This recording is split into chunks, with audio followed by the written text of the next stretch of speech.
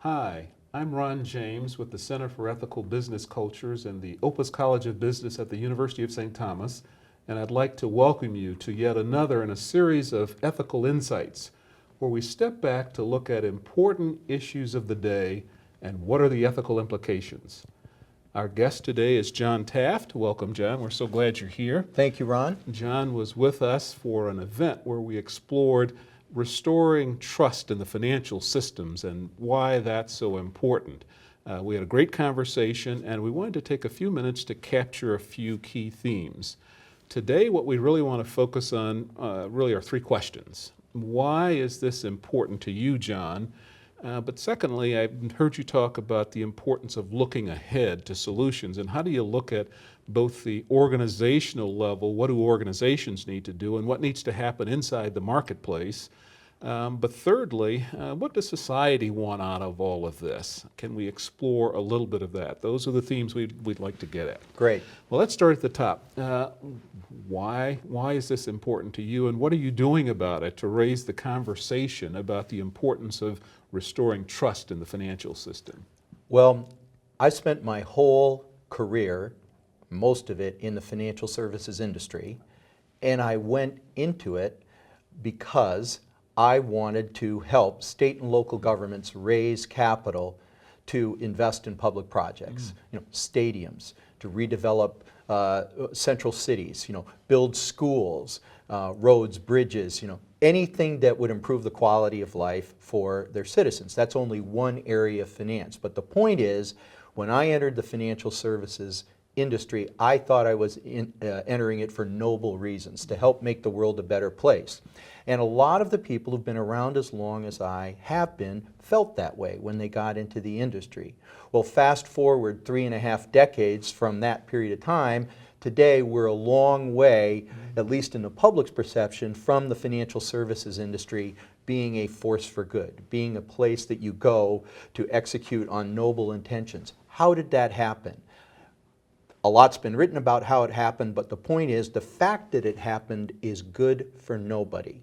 Because unless we have a financial system that people believe is actually furthering societal goals, nothing works the way it could or should in our economic system.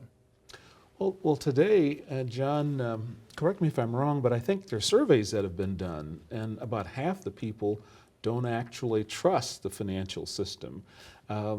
What caused that? What precipitated that? Well, that's a huge problem. You can make the argument that trust, as much as, maybe even more than, money itself, is the base currency of the financial system. If you don't have trust, then all sorts of things break down. Risk premium get built into transactions, and you have to have excessive regulation that restricts the ability of financial institutions to promote economic growth. In other words, you get all the things we've gotten. What caused all of this? The financial crisis. That really was a breach of trust, a betrayal of trust. The financial system failed to deliver on its contract with society, and ever since, society has felt betrayed. That's what really created the breach. And if you take just a simple example of how important this is, you look at the levels of cash that investors own today. It's higher than it was before the financial crisis, even though they get zero return on that cash. Why? Because they don't trust.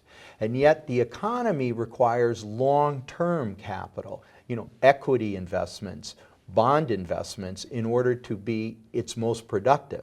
Well, unless investors have faith that the future is going to be better than today, unless they trust the financial system to be able to grow the value of their savings, they're not going to put their money to work in the economy in any kind of long-term investment vehicle, and the economy will not reach the growth rates it can or could reach were people more trusting of the returns they were going to get. And that's in fact what's going on today. So trust is an important currency. Critical. That binds all of these stakeholders together. Absolutely. In finance, and you could argue outside of finance, but our focus today is finance. John, that's fascinating, this whole notion of trust.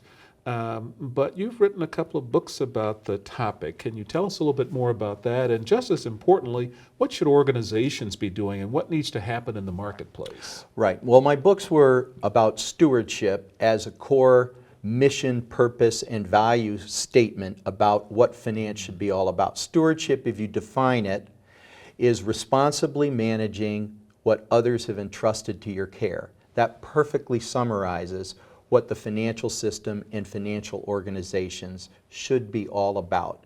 And I believe, and this is why I wrote the book, that one of the reasons we got in trouble in the financial crisis was the financial system and actors in financial markets lost touch with their stewardship, mission, and purpose and values. And those mission, purpose, and value statements should be all about helping real people in the real world do real things better than they could without the help of the financial markets. In other words, financial markets enable economic growth. We should be all about helping players in our economic system, and we lost touch with that, and we started to think too much about making money for ourselves, too much about enriching the people who work for financial entities. Yes. So that's that book. Then the second book is called A Force for Good. What needs to happen to align finance with social goals? How do we have the financial system be contributing more constructively and consistently to positive social outcomes? And that book is all about the many things that still need to happen to help the financial system, if you will, catch up to the way the economy works today, which is globally interconnected with more complex organisms inside the financial system and in other areas of the economy than we've ever seen before, and more interdependency than we ever seen before. But a lot of the rules that financial systems operate under were written back in the time of the Great Depression, almost 100 years ago. And it wasn't until recently that that we started the process of updating them so they would actually be able to accommodate the kind of activity we're seeing today, which is very different from anything we've seen in our history. Okay, so organizations, if I understood you correctly, need to stay true to their purpose, their mission. That's very important, and that's what the stewardship book was about. It was reclaiming that territory. Right. But looking to the future, your second book focuses more on things that need to happen within the system. That's right, blocking and tackling tactical steps, like completing the task of regulatory reform, creating a new system of housing finance, which almost brought us to our knees during the financial crisis, and yet about which nothing has been done, addressing things like huge gaps in our retirement savings system, which isn't functioning from the perspective of society wants people to accumulate enough money in their lifetimes to be able to live on through the end of their lives. That's not happening. We have to address that. And there are many different things that need to be addressed on top of what's already been done for the financial system to operate the way society wants it to operate. Okay. So keep talking a little bit about the big picture, if you would, then, John. Well, those tactical steps, like reforming the retirement savings system, or addressing housing finance, or changing the way derivatives are traded and cleared, or setting new capital requirements for major financial institutions and limiting the amount of money they can borrow. Those are all what I call stepping stones on the path to enlightened finance. They're necessary, but ultimately not sufficient things for society to be able to count on finance to deliver what it wants. The big issue that is out there right now is that we don't know what we want from our economic system. We thought we knew before the financial crisis. We thought we wanted growth at any and growth at all costs. It turns out we don't want that. What we want is growth, because nothing else is possible without economic growth. But it turns out, and we learned this lesson in the financial crisis, that we want growth balanced with stability. We don't want growth that blows the place up every 10 years. We want growth balanced with sustainability. We don't want economic activity that degrades the environment to the point where human life is no longer sustainable. We don't want growth that bankrupts future generations. We want intergenerational equity. And we don't want growth that creates huge disparities in wealth like we're hearing about today. We want growth that spreads the fruits of growth more equally across everybody. So we want growth balanced with stability, sustainability, intergenerational equity, and equality. We want a financial system that supports those goals. But this isn't written down anywhere. There's no consensus, and what's going on right now is a big debate about whether those are the goals we want. The UN certainly thinks so. They just passed a whole new set of sustainable development goals right after Pope Francis talked to them in September. But the debate's going on. I think it's fascinating, and I don't think there's any more important conversation that we can be part of, which is why I wrote the book and why you asked me to speak at the CEBC, I believe. All right. Well, John, this is fascinating, but do these lessons in the financial system apply to other industries? What can you share from your perspective about that? Absolutely. The subtitle of my book on stewardship was Lessons Learned from the Lost Culture of Wall Street, because the financial crisis, what happened during the financial crisis, really is an object lesson in what happens when we lose touch with our stewardship, mission, purpose, and values anywhere in life, anywhere in economic activity.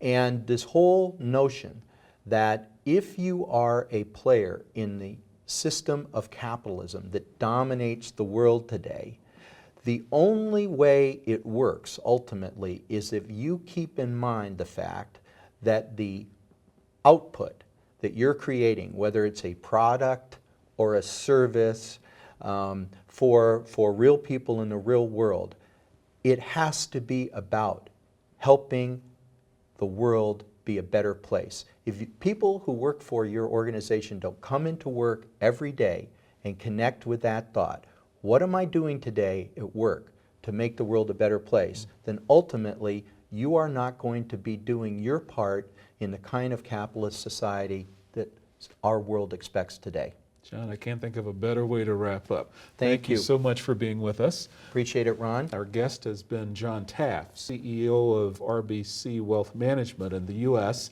and we've been exploring another ethical insight into the financial system. What do we need to do to restore trust as we go forward?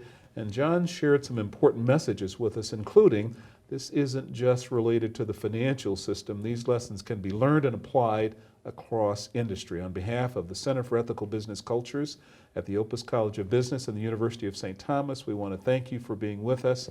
We look forward to the next time we can be with you. Take care.